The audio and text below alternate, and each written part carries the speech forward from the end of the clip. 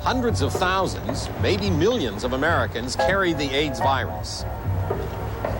Now, a home AIDS test may make detection easy, but the government won't let people use it. Tens of thousands of people in this country will die unless there is an AIDS home test. We don't believe they should be marketed.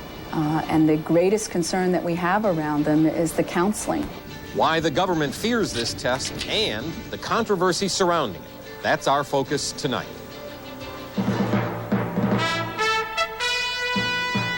This is ABC News Nightline. Substituting for Ted Koppel and reporting from New York, ABC News medical editor Dr. Timothy Johnson. Just this past week, the battle against AIDS seems to have taken a new turn, at least officially. Several government experts are saying that we have arrived at a point in our knowledge about how to treat this disease where it pays to diagnose people as early as possible. In the past, of course, we would often say, better not to know because there's nothing we can do. But if, in fact, there is something to offer in the early stages of AIDS, then early diagnosis makes sense. And the ultimate in early diagnosis would seem to be a kit for home testing. In fact, such a kit has been developed. But the FDA has decided not to approve the kit for home use. Why is that, you might ask? Here's ABC's Jed Duval.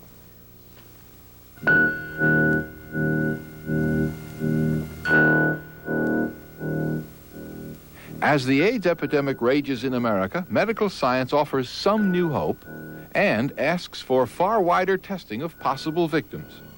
Physicians leading the fight against AIDS now report they can do more to combat the disease. Now, in 1989, we know even more about the relationship between the immune system and the body's susceptibility to infection, so that now we know that we can predict with reasonable confidence when you are in a susceptible range for getting pneumonia, meningitis, eye problems, etc. This medical progress puts new emphasis on the need for testing, but testing's always been controversial. At the onset of the AIDS epidemic, gays and others opposed any testing, fearing results would get out and lead to discrimination in housing, insurance, and jobs. Eventually, a way was found to assure anonymity, a home test for the AIDS virus. This simple test, taking one's own blood at home, has been banned by the Food and Drug Administration. Some gays and gay activists have joined in the chorus against it. At this point, we don't believe they should be marketed. And the greatest concern that we have around them is the counseling. Elliot Millinson, developer of the test, demonstrated his kit for Nightline. The blood sample is sent to a lab with a code number and no name. The user telephones to hear the test result. It is anonymous, completely anonymous. The FDA is playing politics with AIDS testing. They're ignoring the medical evidence which demonstrates this product is safe and effective, and instead they're playing politics with the lives of people in this country. Our position has never been that we would never approve this approach. We said there are serious concerns that keep us from marching ahead and doing it right now. We want to look at it carefully. The test looks for evidence of HIV, the human immunodeficiency virus. People carry the virus for a long time before developing symptoms. The average is 9.6 years, meaning that roughly half the victims are living longer than that before they get sick. How many Americans are in that early stage, are HIV positive, and don't know it? The estimates are only that, guesses, wild guesses at best. They go from 600,000 to over 2 million. Some of the FDA's early objections to a home test kit, such as packaging and mailing, have been resolved, as has the issue of accuracy, false positive readings. It turns out that the laboratory work on a blood sample is the same, whether the sample is taken at home or in a doctor's office or at a clinic. Now the argument is over how one should hear the results, in person, in face-to-face counseling, or over the telephone. Most of the time, when people get tested for one or another medical reason, they have an opportunity to talk face-to-face with the doctor or the person who's ordered the test, at any rate, a health professional of some kind. People get counseling all the time over the telephone. They turn to the telephone as their first resort in a time of crisis. You know, more than 10 million people a year use telephone crisis services. That's poison control centers, suicide prevention centers. They don't hang up, they call up. Good morning, Gay Men's Health Crisis Hotline. Those who do telephone counseling claim to know best how a person would react over the phone to hearing that he or she has tested positive. The person picks up the phone. There's an expert on the other end in counseling who's there to answer their questions and assure them. They tell the person they're positive, and this is what the counselor on the other end hears. What do?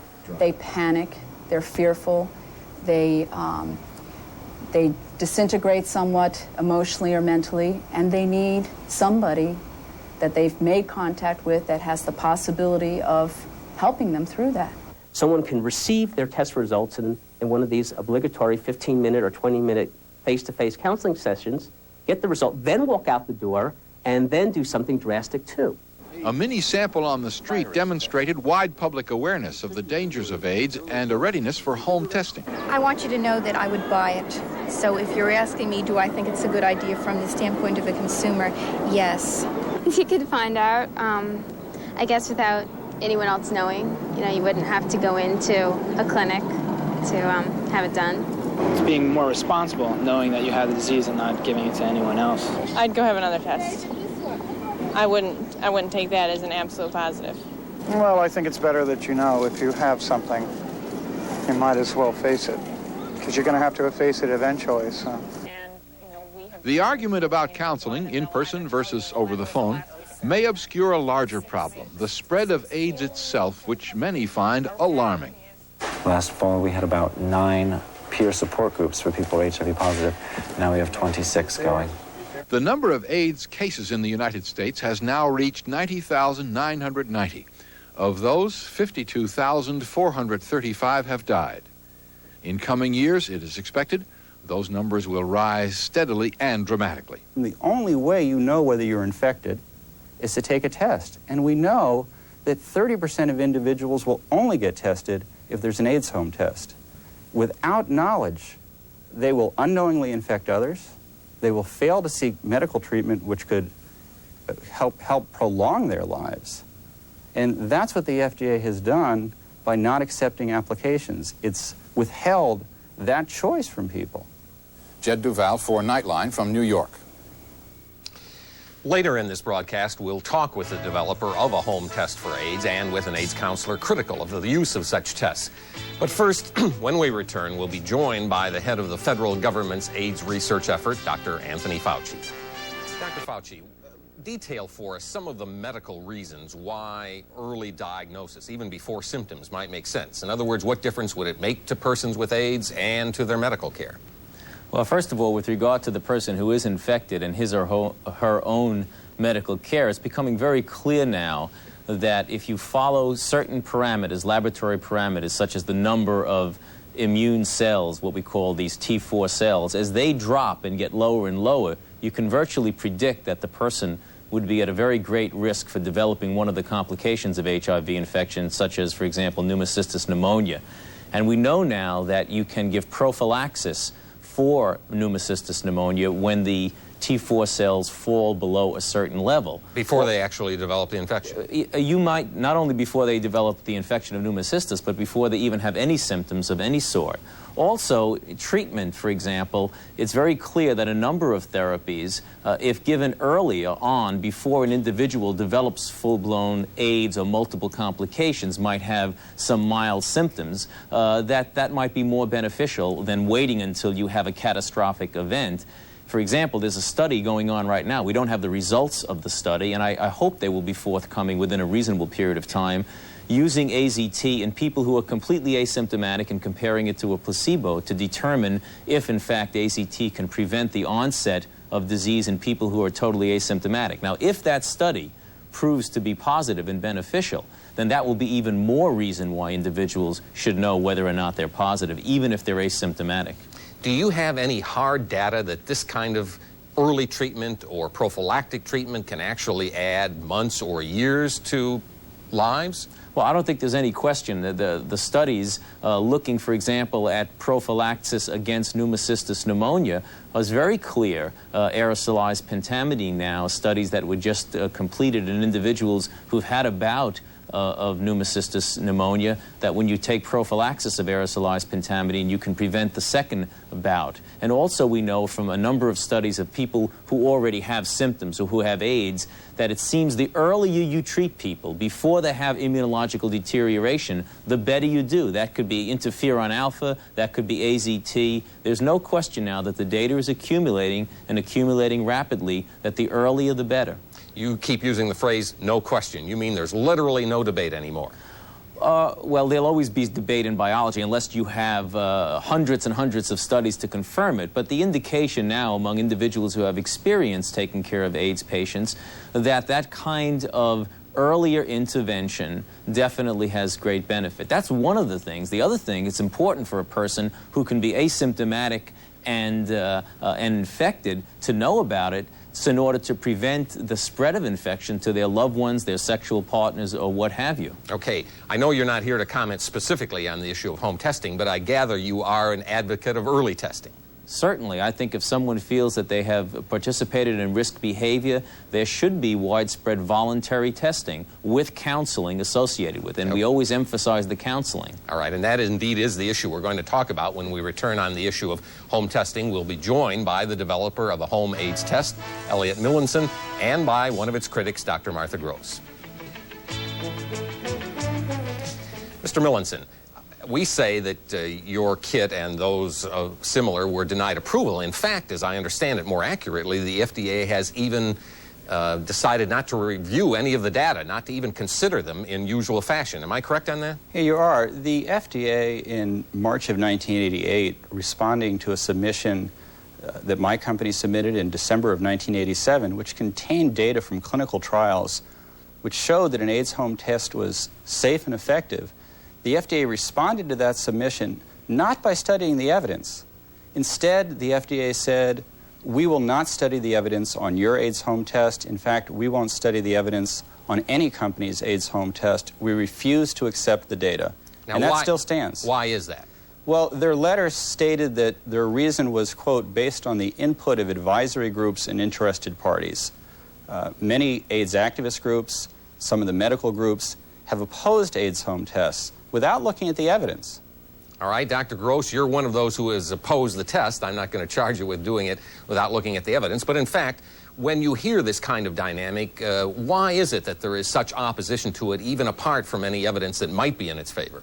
Because I think what's important to understand is that testing, getting the test results, is merely the first step in a very important process that we're trying to encourage people to get involved in. It's what happens after people hear that they're positive or negative that becomes crucial. We are trying to educate people to change lifelong patterns, which is not easy. And I think it becomes more difficult to do so. I think we're handicapped when we do so over the telephone. I think some people get helped by telephone counseling. I've done it myself. I think it can be very effective. But we're not asking people to change superficial behavior. And I think it is extremely important to have a face-to-face conversation with people to try to understand the degree of their emotional reaction, to support them, to give them permission to feel whatever they're feeling, and then go on with the educational process. Is there, in fact, good evidence that the person-to-person counseling you describe, A, is in fact always available in the present system, and B, that it in fact does work better than telephone counseling? Well, I've done it for 3 years myself in Washington, and there's no question that there's a wonderful facility here, the Whitman Walker Clinic, and I don't believe that every city in the country has a facility like that. Do you know, the Whitman Walker Clinic has mandatory pre-test counseling in a group. Many people don't want that. And your experience may be good, but I'd point you to the January 8th, 1988 issue of the Journal of the American Medical Association. They studied a Minnesota hospital over a 2-month period. And what they found was, in 90% of the cases, 90%, counseling wasn't provided or informed consent wasn't given. So only 10% of the time was a test given effectively. That's what's really happening in the world out there today. Well, I have to take issue. A home test can give people an opportunity to find out their HIV status confidentially. And it's a first step. We're not taking them out of the healthcare system. We're giving them their results, we're giving them counseling, and we're telling them about follow-up care in their own community. All right, Dr. Gross, take issue. All right, I'll have to disagree with Mr. Millinson on two fronts. One, I think, in fact, his test will take people out of the healthcare system. To take the test, that's right. Wait a minute. People who don't want... Let's give her her say. Sure. People who would ordinarily go downtown, get in their car, and it is a courageous step to go and say, I want to be tested, I am going to be noticed and suffer the embarrassment. Some of those people, if this test comes out in the market, will take the test in the privacy of their homes. What happens to those people who find out that they're positive and can't handle the results? If there's one person that commits suicide because they find out that they're positive and they're paralyzed and feel isolated and hang up that phone, let me tell you something. I certainly want to be the counselor on the other end that's involved in that process. But in all fairness, Dr. Gross, the present system doesn't guarantee that that couldn't happen, that no, the person couldn't leave the office and do the same thing. We're not talking about guarantees, but there's no question to me that if you spend time with a person, 1 session, 2 sessions, 3 sessions, for however long it takes that person to feel comfortable accepting the news, trying to help prepare how they're going to make decisions that are going to involve major changes in their life, perhaps, that they'll be much less likely to be either self-destructive, take their life, or unwittingly or even wittingly go out and spread the virus because they're so angry and no one has helped them work through their rage. But obviously they would unwittingly spread the virus if they didn't know they had it and didn't change their behavior. That's true, but I don't think just because someone gets the test result means they're going to change the behavior. There's lots of evidence that shows that that won't happen. Mr. Millinson, I want to zero in on this figure of 30% of people infected with the virus saying that the only way they will consider being tested is by means of home anonymous testing. Where do you get that figure? How do you support that? Well, that figure came from research which was conducted in our clinical trials. Additionally, there were studies at the University of California at San Francisco, the Center for AIDS Prevention Studies. Over a 2-year period, 600 bisexual and homosexual men who expressed the desire to get tested were studied. And what they found was that over that 2-year period, only 40% of the people got tested. The major reasons were fear that the results would not be kept confidential. A home test can keep results confidential, so people will get tested. All right, Dr. Gross, if in fact there is a large segment of people who are infected who will be tested only by home testing, isn't it a shame to deny that possibility for that rather large segment? Well, I certainly think that we have a problem, and we have to creatively solve the problem. But just because certain people won't come down to a health testing site doesn't mean we should endorse a product that might do damage to people. Okay. I do want to bring Dr. Fauci back in at this point before we go to a break to ask him this technical question. Not on the issue we've been debating, because that's not the issue you're dealing with in your work, but do you have any reason to doubt that from a technical viewpoint, home testing could be accomplished with accuracy? Well, certainly it can be accomplished with accuracy, but as in all tests, when you have a positive, you need to do a confirmatory test, for example, such as a Western blot if you have an ELISA that's positive. So I don't have any doubt that the initial one could be as sensitive or as specific as an initial ELISA, but what you have to do is have a follow-up to confirm it. Okay. On that note, we're going to take a break. We'll come back and continue our conversation with our 3 guests in just a moment. Right now at your Napa Auto Parts. What is the current state of accuracy?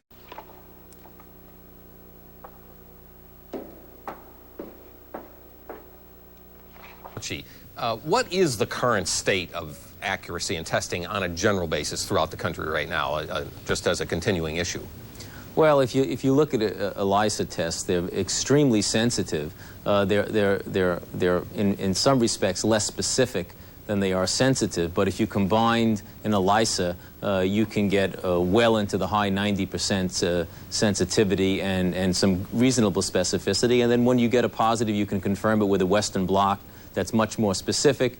And I think you're talking about a very, very, very high probability of being correct. And the state of quality control from one lab to another, are all labs pretty much on the same basis now? Well, still, when you're dealing with Western blots, there are some what we call indeterminate bands that might cause some confusion, so that there is a degree of variability from lab to lab in their experience in interpreting a Western blot. The ELISAs are pretty much cookbook type things that are positive or negative. All right, Dr. Gross, if we're not going to have home tests, and it appears that's the case at least for the immediate future, how are we going to reach these people who aren't being tested, who would in fact benefit, as Dr. Fauci so eloquently described in our earlier segment? Well, we're going to creatively try to reach them, encourage them to go down and get tested. We're going to assure them anonymity, and we're going to treat them with sensitivity.